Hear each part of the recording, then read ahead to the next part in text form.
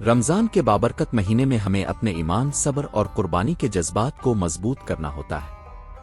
حضرت ابراہیم علیہ السلام کی زندگی ایک عظیم مثال ہے جو ہمیں سکھاتی ہے کہ اللہ کی راہ میں کامل اطاعت اور قربانی کی کیا اہمیت ہے۔ آئیے ان کی ایمان افروز کہانی کو تفصیل سے بیان کرتے ہیں۔ حضرت ابراہیم علیہ السلام کا زمانہ ایسا تھا جب لوگ بتوں کی عبادت کرتے تھے۔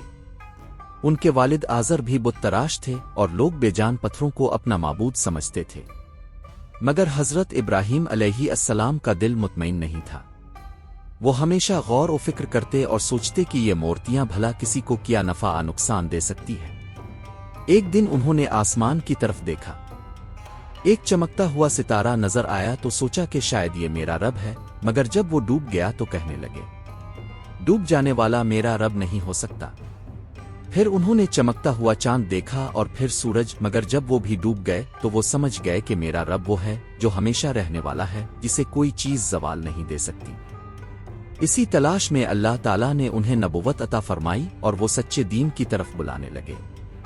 حضرت ابراہیم علیہ السلام نے اپنی قوم کو سمجھانے کی کوشش کی کہ یہ بت کسی کو نفع نقصان نہیں دے سکتے، مگر جب وہ نہ مانے تو ایک دن انہوں نے ایک تدبیر کی۔ ایک بڑے تہوار کے دن جب سب لوگ شہر سے باہر گئے ہوئے تھے تو حضرت ابراہیم علیہ السلام نے بتوں کو توڑ دیا، صرف بڑے بت کو چھوڑ دیا اور اس کے گلے میں کلہاڑی لٹکا دی۔ جب لوگ واپس آئے اور یہ منظر دیکھا تو غصے سے بھڑک اٹھے۔ انہوں نے پوچھا، یہ کس نے کیا؟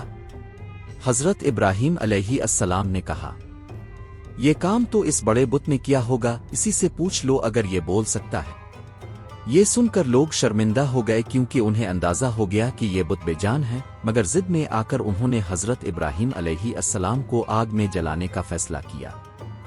انہوں نے ایک بہت بڑی آگ جلائی اور حضرت ابراہیم علیہ السلام کو اس میں ڈال دیا، مگر اللہ تعالیٰ نے آگ کو حکم دیا، اے آگ سرد ہو جا اور ابراہیم کے لیے سلامتی والی بن جا۔ آگ حضرت ابراہیم علیہ السلام کے لیے ٹھنڈی ہو گئی اور وہ بالکل سلامت رہے۔ یہ ایک عظیم معجزہ تھا۔ حضرت ابراہیم علیہ السلام کی سب سے بڑی آزمائش اس وقت آئی جب انہیں بڑھاپے میں حضرت اسماعیل علیہ السلام کی صورت میں ایک بیٹا ملا، مگر ایک دن اللہ تعالیٰ نے ان کو خواب میں دکھایا کہ وہ اپنے بیٹے اسماعیل کو اللہ کی راہ میں قربان کر رہے ہیں۔ یہ ایک بہت بڑی آزمائش تھی، ایک طرف بوڑھے باپ کا پیار اور دوسری طرف اللہ کا حکم۔ حضرت ابراہیم علیہ السلام نے یہ خواب اپنے بیٹے کو سنایا اور پوچھا، بیٹے تمہاری کیا رائے ہے؟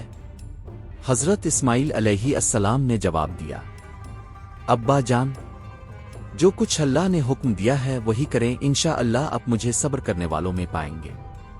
پھر جب حضرت ابراہیم علیہ السلام نے اللہ کے حکم پر عمل کرنے کے لیے اپنے بیٹے کو قربان کرنے کے لیے پیشانی کے بل لٹا دیا اور چھری چلانے لگے تو اللہ تعالیٰ نے حضرت جبرائیل علیہ السلام کے ذریعے ایک دمبا بھیج دیا اور آواز آئی، اے ابراہیم تم نے خواب سچ کر دکھایا، یہ ایک بہت بڑی آزمائش تھی اور ہم نے اسماعیل کی جگہ فدیہ دے دیا۔